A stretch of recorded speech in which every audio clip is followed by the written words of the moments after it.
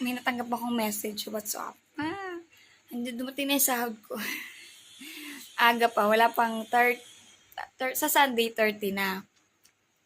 So, ayun na nga guys, kasi ang amo ko, kung makaka-relate kayo may mga amo kasi talaga na makakalimutin. Pag sahuran na, makalimutin.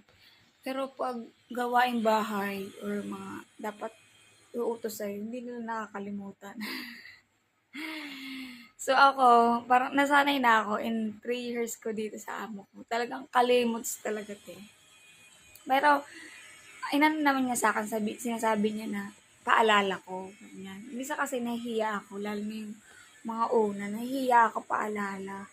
So, pero pag talaga, wala talaga akong magawa. Kailangan ko paalala kasi talagang minsan nakakalimutan na talaga yun. Minsan, katapusan ng 30,